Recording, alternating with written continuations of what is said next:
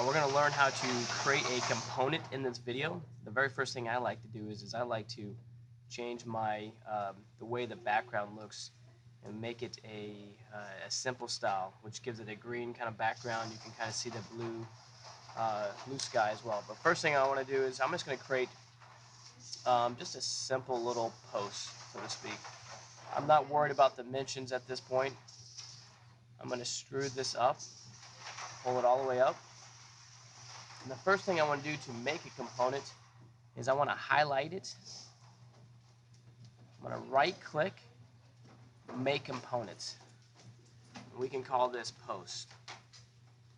I'm going to hit OK. This right here, if you are trying to put it on maybe a building, maybe if it's sloped or vertical, horizontal, you can choose one of these. I'm going to go ahead and just click OK at this point.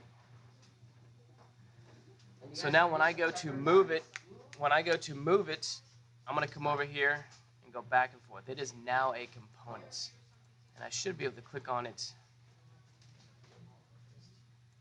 and move it no problem. So I can actually duplicate this now that it is a component. So if I come over here and I go up to, on this right hand side, and I go to components and I click on the house where it says in model, it says it right here, post. Now when I come back, let's see, if I want to duplicate this post, what I'm going to do is I'm going to hold down the left click on my mouse, and I'm going to keep holding it down as I'm going across.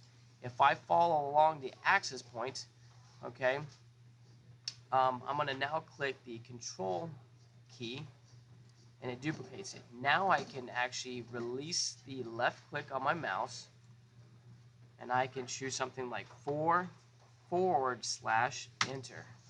me do that again.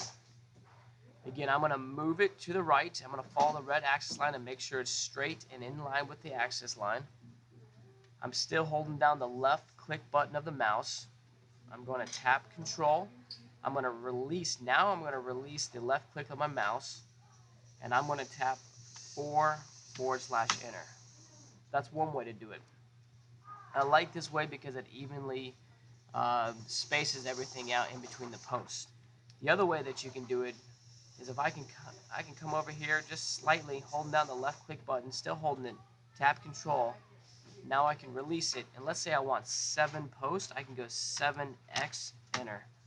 But you don't know how far it's going to go. It's all based upon how far you gave it or how much of a gap you gave it between those posts. This is how you create a component, and we are now finished with this lesson.